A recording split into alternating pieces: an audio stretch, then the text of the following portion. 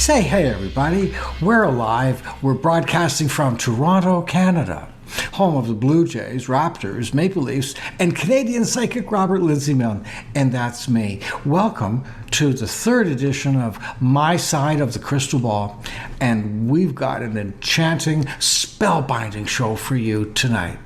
Starting off with WWRS, what would Robert say, and my co-host on WWRS, Lucia Marie Kloster, all the way from Vermont. She's going to be asking me the question, what's the purpose of our life?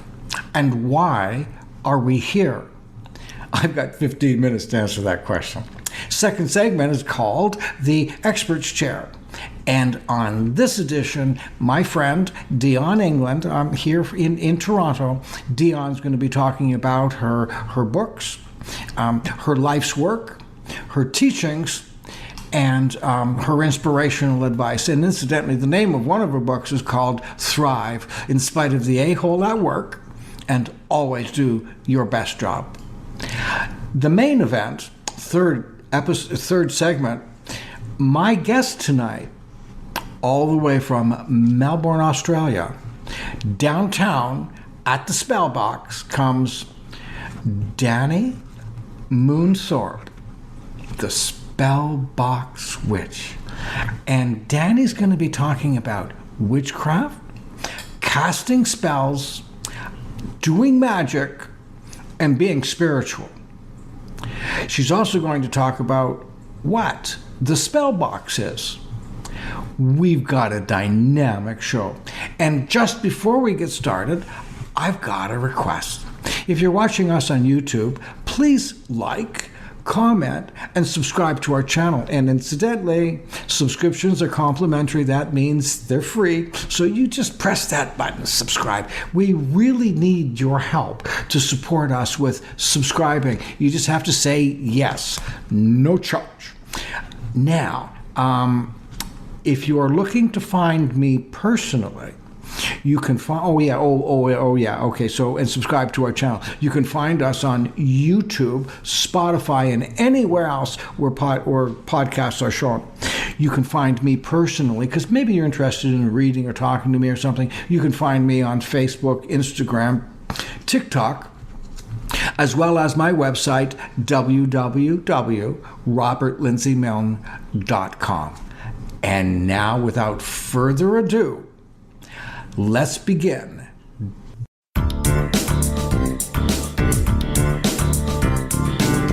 Now, I am really proud to introduce to you a friend of mine, Dion England. Dion is going to be our guest tonight on the Expert's Chair. So that's where she's going to be sitting. Dion is a published author, public speaker, a business consultant, and she's been successful in the corporate world for many years, even though she's still really young. So I'd like to introduce to you now my friend Dion England.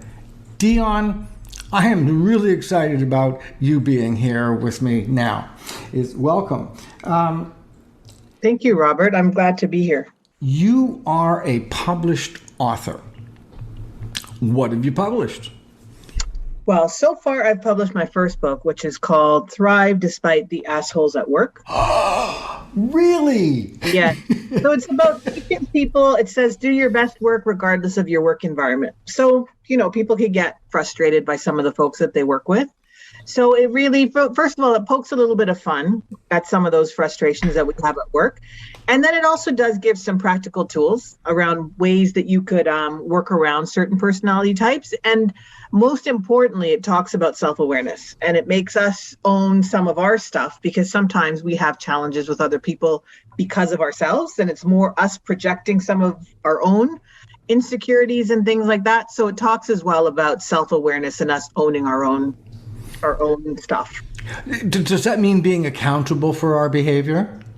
Totally, being accountable for our behavior, yes. Okay. And before you start looking at other people who are difficult, it's also just wondering and considering how you might have participated. What did you do to contribute to a situation that might be, a little bit stressful or what have you.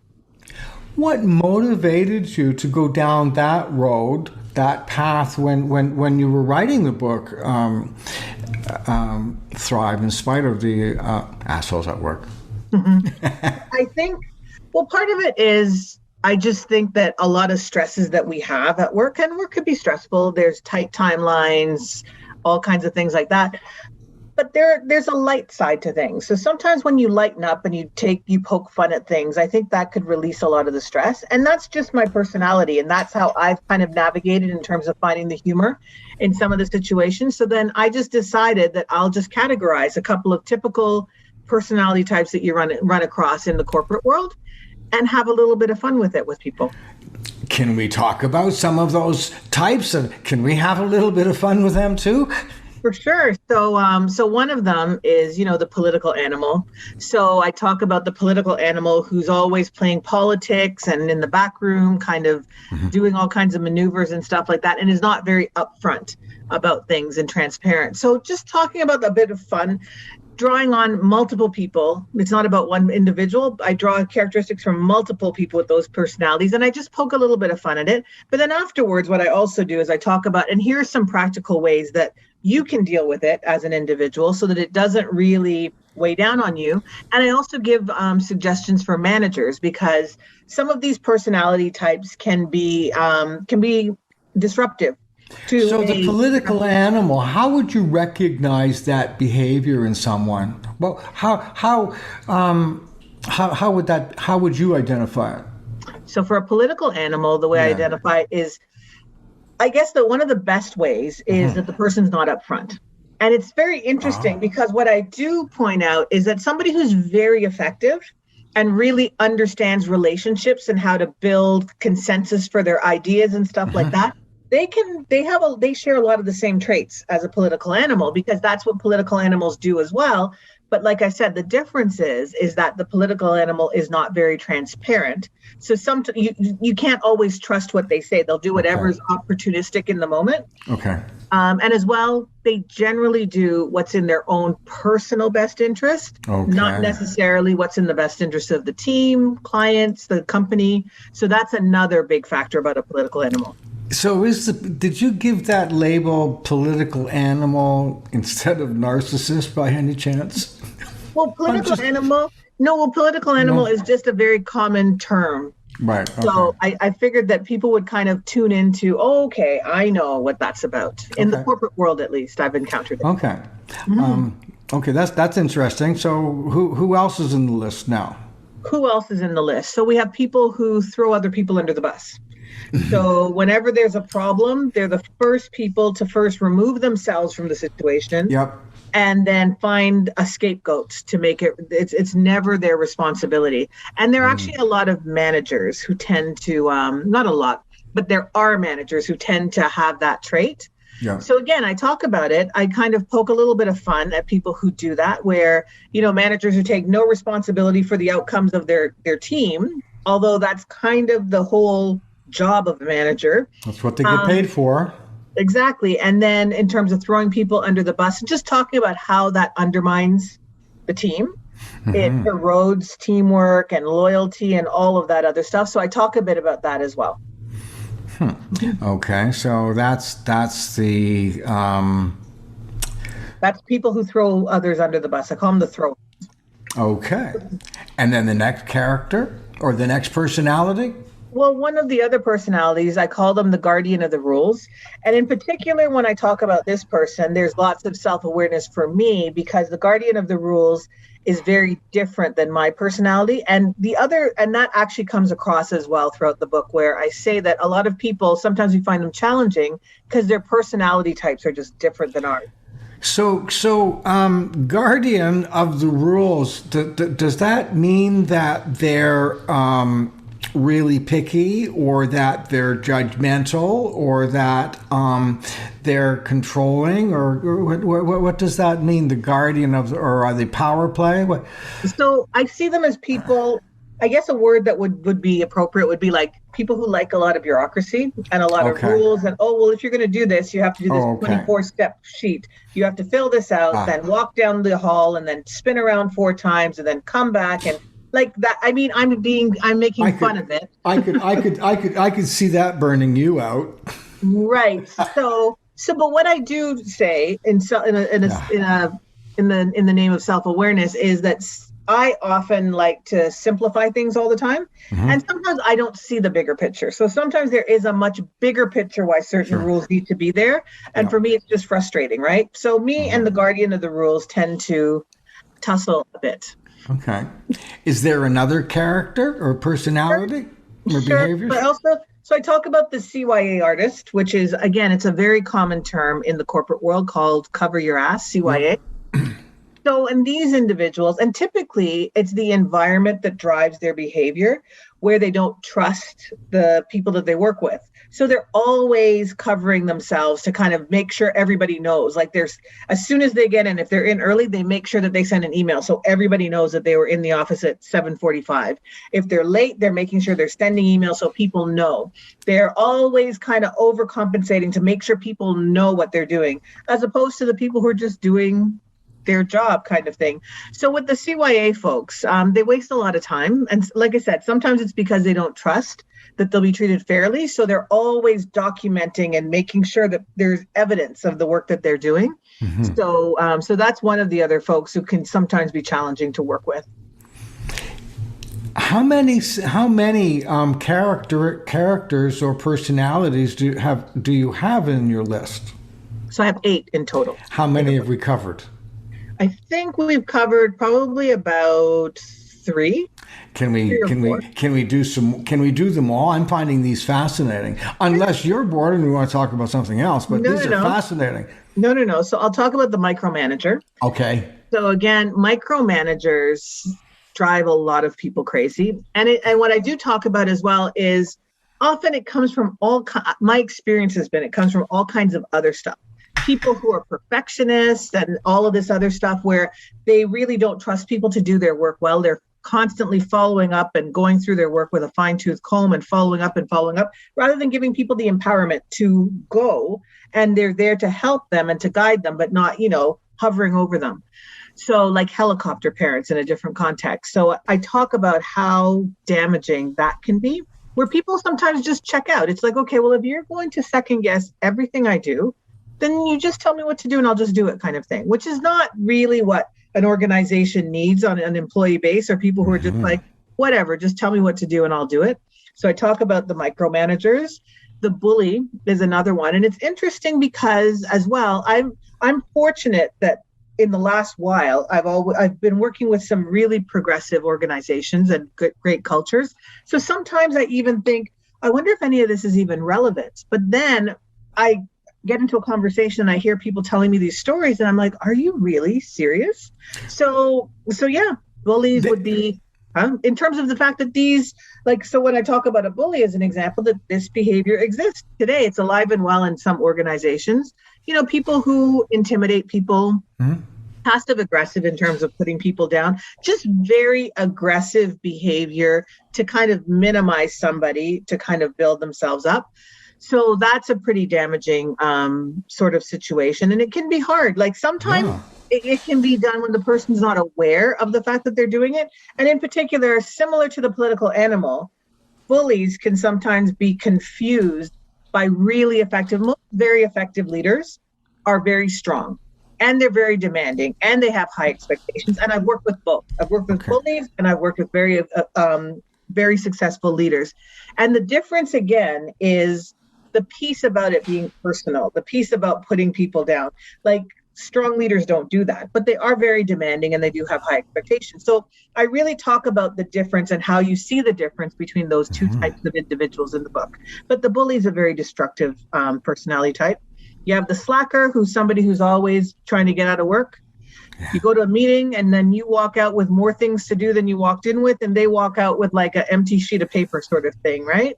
So I talk about them. And also, I think the final one that we haven't covered are the experts at what won't work.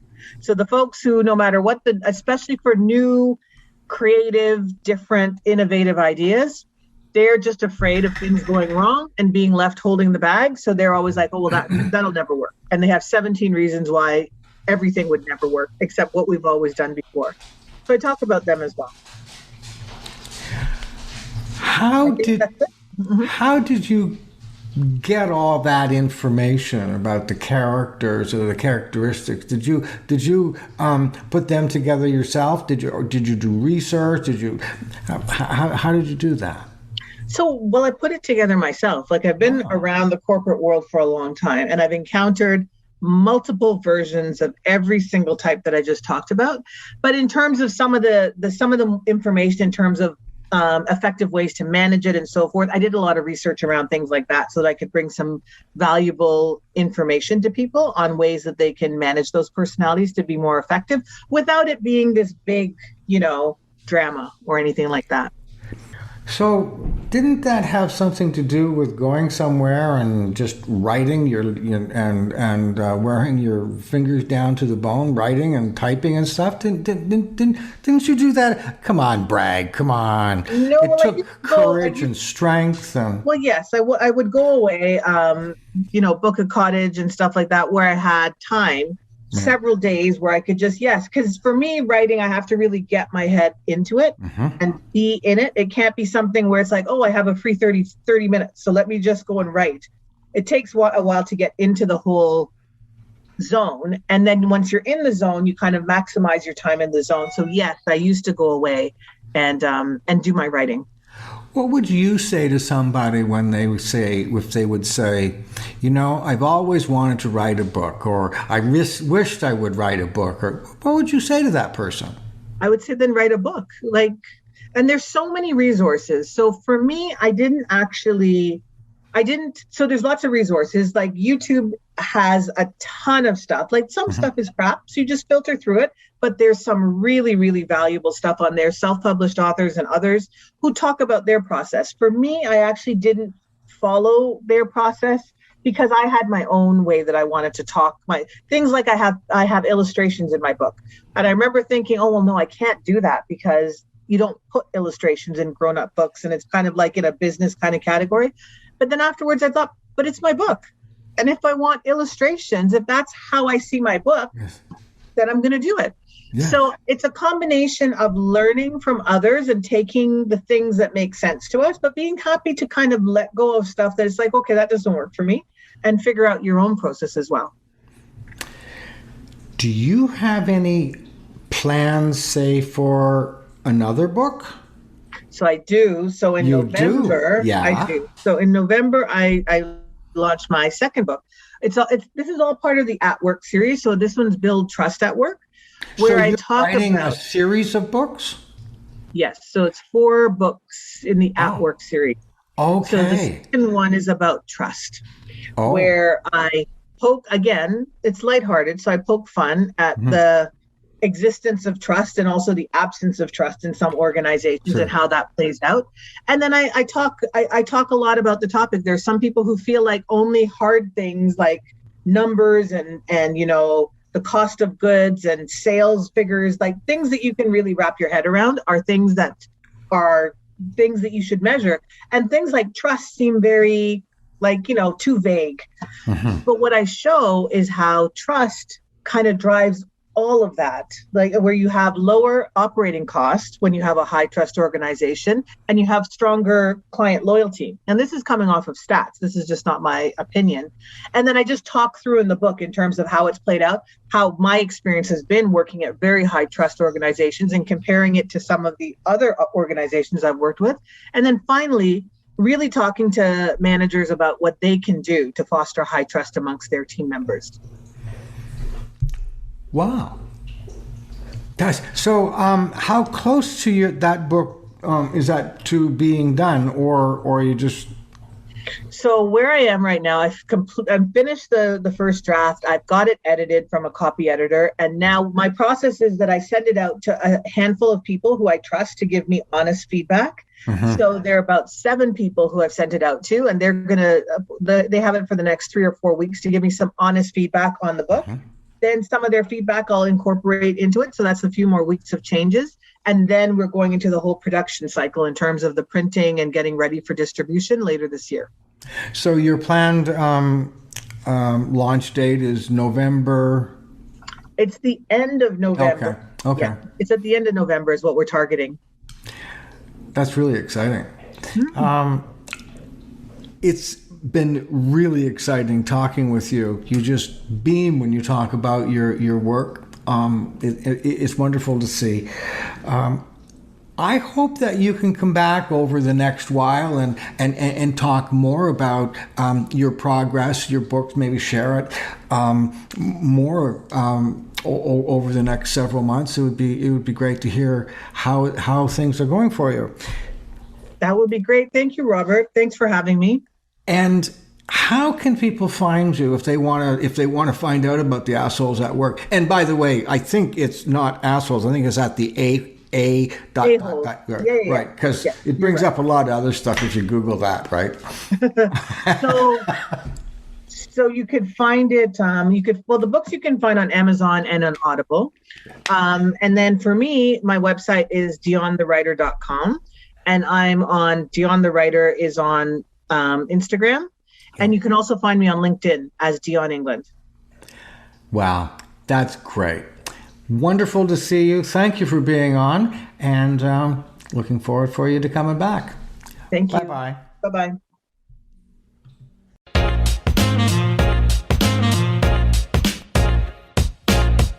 Well, I'm here now with Danae Moon Thorp, and Danae is the owner of the Spellbox in Melbourne, Australia. And what is the Spellbox? Well, probably the most popular and known. Well, tell me, you tell me then, Danae, what would you call the Spellbox? Because I've been fascinated by everything about it. Hi, Robert. Hi. Spellbox is a witchcraft shop. Oh, witchcraft? Really? Yeah. and we sell, I have designed a range of really beautiful spells based on research and a lot of love. And we have a lot of witches who work there, and all the spells and other little products are put together. And we sell them in the shop, but we also sell books and candles, ritual tools. A lot of them are locally made by artists and practitioners of magic. Well, I do have a Spellbox wand that took me a lot of effort to get all the way from Australia. So, you know, and I'm sure it's brought you a lot of beautiful magic. Wands are wonderful little tools to have. It certainly is. So, are you a witch? Oh, absolutely. And I really love that word because it's very, to me, it's a feminist word. I think now it's becoming. Yes. And it's about, to me, it expresses your own connection with spirituality and something that doesn't have a doctrine, that is about a natural relationship with nature, other people and yourself. And it's very imaginative and creative, and that's probably what's always drawn me to it. Can you put spells on people as a witch? Can you do that? No. No. Okay. I wouldn't attempt to put a spell on someone. A spell is the act of magic. And you can create magic for someone by wishing them well. Right. I mean, that's a beautiful gift of energy, isn't it, to wish someone well? Yes, it is. And the best for them. So in a way, that is a spell. Right. But I wouldn't actually put a spell onto someone to, help them meet someone, or you have to do spells yourself. But you could do that, though, if you wanted to. You could do those things. Look, I'm superstitious too, and I believe also energy gets transferred, and you absorb people's energy. And we've had, when I've read at Spellbox, I've had clients who've come and said that they feel like they've been cursed or someone gave them the evil eye. What did you do? What do you do with that? Well, it's a complex, question. Sometimes to work it out, but in general, I say that you've got to believe in yourself. And when you believe that someone has actually sort of changed your life or brought negativity into your life, you've got to use all your strength and bravery and love to actually move that from you and actually to believe in yourself and to know that you have choices in life and that you are able to create your life. It's very obvious that you're a positive, healthy, spiritual person. You know, it's very obvious. The Spellbox wouldn't feel. I wouldn't be able to feel the energy of the Spellbox all the way home here to Toronto.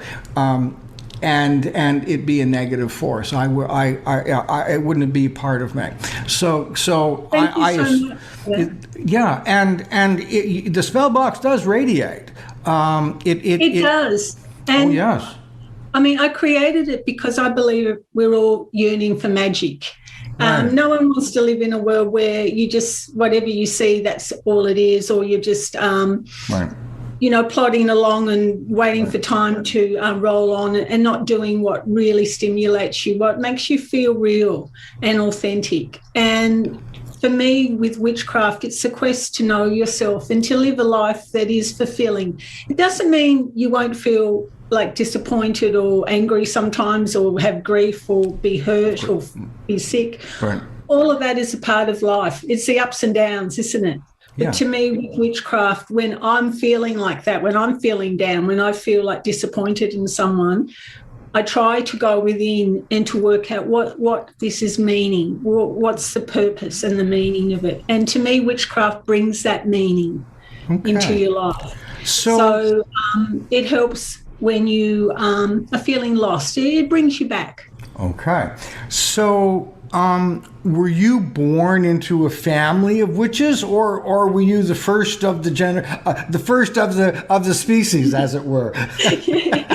Look, I was probably the first to say I was a witch, but I think my mum was definitely a witch. She was, my mum's passed on now, but she was a very creative, amazingly charismatic person who just touched everyone that she met with some positivity. She was so interested in human beings. And you could be the local sort of cleaner, or you could be the, Queen of England, and she'd treat you exactly the same. So she, both her and my dad had a lot of theatre and theatrics in them, and they loved people. And they always lifted energy.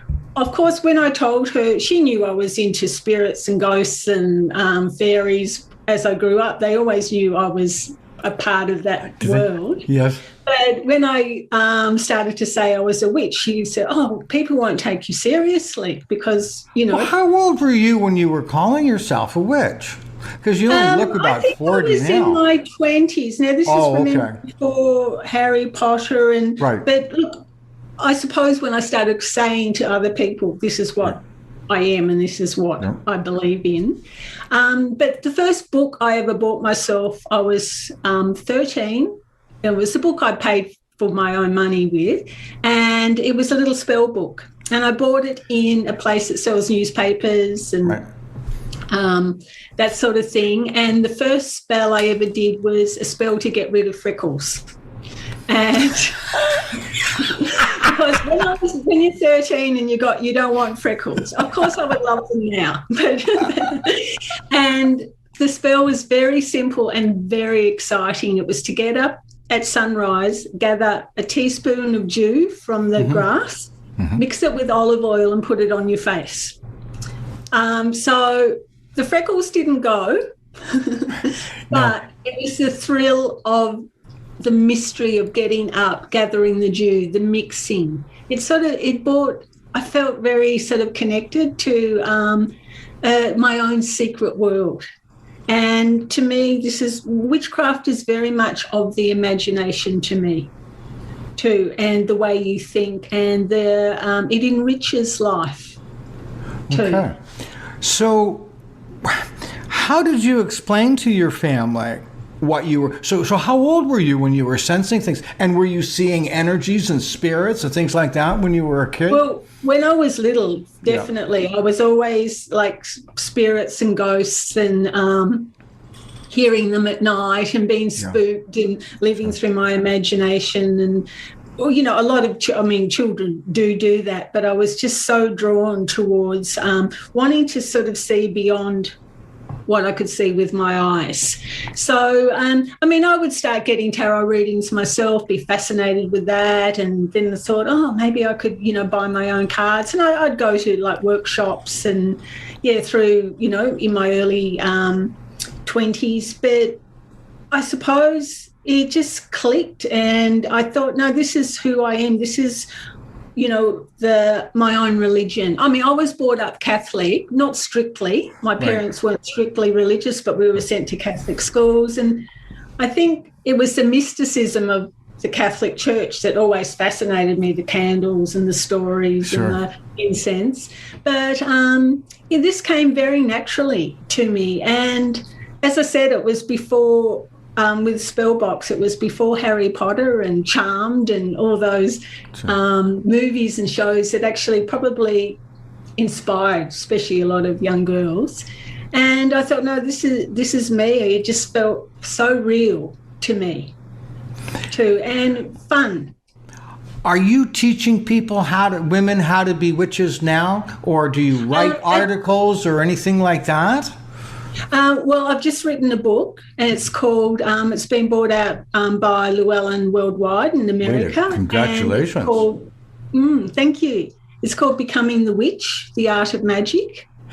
And it's been, it's an accumulation of mythology, symbolism, the roots of witchcraft, and I hope it is, it helps people to understand that this is very real and natural, and where it does come from. It's not, it's about the human being's relationship with the divine and seeking something sacred in their life. So when I started reading a lot of books on spells when I was younger, they would give you a lot of spells to do, and that was all wonderful, but no one ever explained, well, where's this sort of coming from? What's the root of it? And they didn't explain how spells work. And I think once you start to do a spell, it's amazing how it works. It's so simple. How does it work? Well, to me, it's a sacred ceremony. Okay. And it's all, the language of a spell is symbolism. So you start with a circle. Now, once you deem, if you go into So when you say a circle, does that mean a group of you together and forming a circle, or do you draw a circle on the ground? Circles can be created in many ways. Okay. When you're doing a spell by yourself, you always begin a spell with the symbol of a circle around you. Okay. Now, that can be, it has to be imagined in your mind. Of course. It can be made with something like salt or flowers or, a piece of string, or it can be just imagined to be there. And you can turn to create a circle, but, circles aren't just one-dimensional. They can be like go down like a well or go up to the sky like a tunnel. And when you're in that space, you deem it to be of a sacred energy. And then into that space, you invite what you consider to be divine and sacred. Okay. So just say if you want love in your life, to meet someone special. Now, a lot of people, it's they worry about that, and a lot of mundane energy is sort of accumulates around that intention, like I'm not good enough, I'll never meet anyone, why me, and I'm lonely. But when you go into the circle and your intention is to meet someone who you love or you want to be with, and you deem it to be, this is a sacred quest. So from then on, the quest to meet someone becomes sacred. And so it's amazing how the worry and confusion and hopelessness falls away. And you think, well, that's such a beautiful thing to want in your life. And so I'm going to, each step of the way, I'm going to make it a sacred force. So the person that you're doing the spell with or for, are they in front of you physically, or are they at a distance, a long distance away, and participate? You always do the spell for yourself too. Oh, okay. Yeah. So if you, it's like anything. We always have to work on our inner world, don't we? All of us. That's brilliant. Actually, yes, it is. I just did this whole talk about how to be psychic, and one of the things that I talked about in episode 2 is that in order for you to see something in this world or in someone, you have to have a reference point in yourself. Even if you're a channeler, you have to have that reference point to compare it. That's brilliant. You do. So as above, so below. What you had, the way you think is what creates your world. Absolutely. As I said, it's not, frilly stuff. It doesn't mean that things won't be hard. We'll all come across hardship. Absolutely. Too. But it's bringing the meaning in. We all have to grieve. Of course. Too. Okay, sorry, go ahead. I'm just getting so excited about what I've just realized about how you do what you do and how similar it is to me, only different words. Yeah, I think that the basis of all spiritual beliefs are basically the same. Okay. And it's finding that purpose, isn't it? Because when we feel lost or depressed, it's when we've lost that connection too. And to me, it's seeking within. It still amazes me after all this time, if I feel a bit like, come home for the day, you light a candle, how it just brings that light in. And my happy candle here right by my is that invitation to as I suppose it's like a sacred companionship that it's some divine force is with you through that, and that's what praying's about too, isn't it? So when your clients come to you for your witchcraftery or craftery, is it a healing session? Is it a spiritual session? Is it a psychological session? I think it works on all levels in so many ways, but to me it's a magical session. Magic is the art of change, right? And an alignment with something of a sacred nature. So when we've done workshops, at the moment we're in lockdown, so there's no workshops. Yes, I've been hearing all about your lockdowns. Yeah. May you not break our record here in Toronto. We still are not out of official lockdown yet since March 2020. So it's a long time. It certainly is, but we have most of our parole now. There's just a few more bits left. Yeah, we'll have our full parole. Well, we're doing fine, but we're also wishing you the best. So when someone comes, one of your clients would come to you for spell work, but that would be different if someone was coming to you to do a reading. Or is it one and the same? Yeah. Yeah, to me, a reading is a spell. Oh. A reading helps someone to think in a different way about their life. Okay. And to actually understand maybe the energy behind, what's happening at the moment, or the energy behind their thinking. That it's making people aware, isn't it, of of where they are, and seeing where they are in a spiritual sense too. So often with a client, I'll do the reading and then take them through a spell. So they can repeat the words, can light the candle and explain how you're bringing the light in. So it's not just the act of bringing the element fire. It's actually thinking that's the sun. It's the same energy in myself. When I get hot, when I run, when I sweat, I've got the fire energy. My heart's beating, that's fire energy. So every step of it helps person to be aware that they're actually they're creating a ceremony, an alliance with a force that is greater and is more knowledgeable and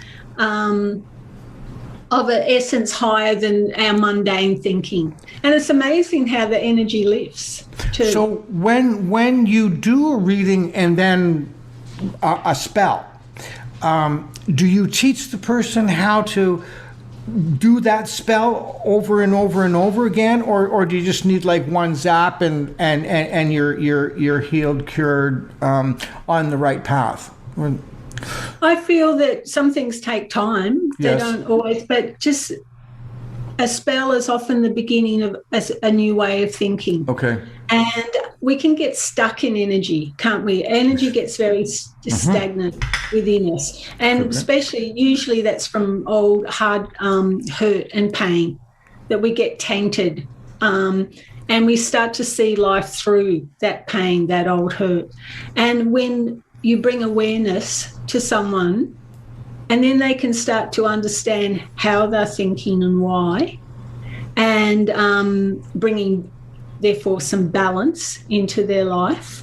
It's the beginning of change. Look, sometimes things happen, wow, and it's just immediate. But in general with life, it's a long process, isn't it? We're always changing. We're always trying to find deeper and deeper a sense of ourselves and where we belong, and also our purpose.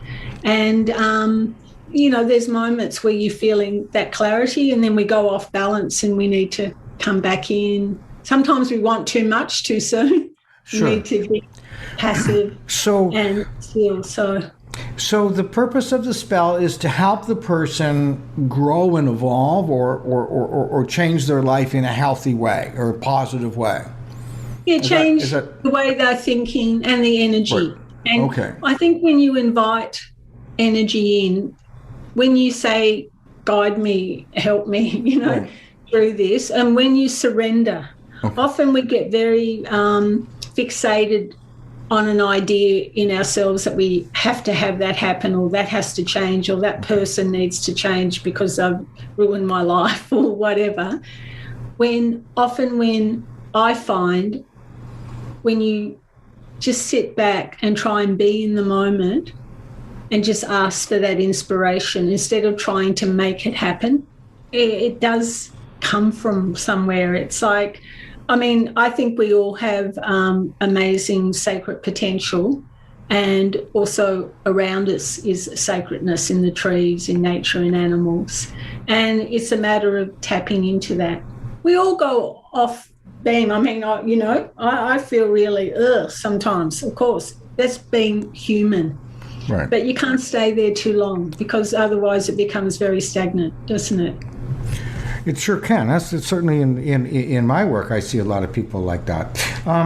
So do the other witches that are at the spell box do similar things like that, or do they just do readings? With both? The readers, look, there are many readers that will do spells too with the clients. Right in the spell box? Right at the spell box? Okay. Yeah. At the spell box when we're open. Okay. Yes. Because we're closed, it's hard. Yeah, and we've had, before, the lockdowns started, we'd have regular full moon, new moon rituals there. At night, during the day, how? At night. At night after. Right. Yeah, and they are so beautiful because it's so such a lovely experience with other people to actually create a circle together and bring some the magic into that circle. And everyone, you go away feeling like you're on a cloud nine, you're floating, because it is such a beautiful, it's like meditating with people. You can meditate alone and that's fantastic, but when you do it in a group, it's like the energy really lifts you in a really fantastic way. So spells are a little bit like a meditation too. Okay. Yeah. See, a lot of us, and now I have a little bit of knowledge about Wicca or witchcraft, or I have a little bit of knowledge, but I've always thought of the circles, a bunch of lovely ladies dancing around a cauldron, chanting and burning candles and things like that. That's what I always thought that witches do, and casting spells and in casting spells, causing people to do well or do poorly, or take control of them or help them get their control back. That's what I've always seen that witchcraft is about. Well, there's many. Oh. There's truth in all stereotypes and all stories. Oh, okay. Always Sure. A degree of truth.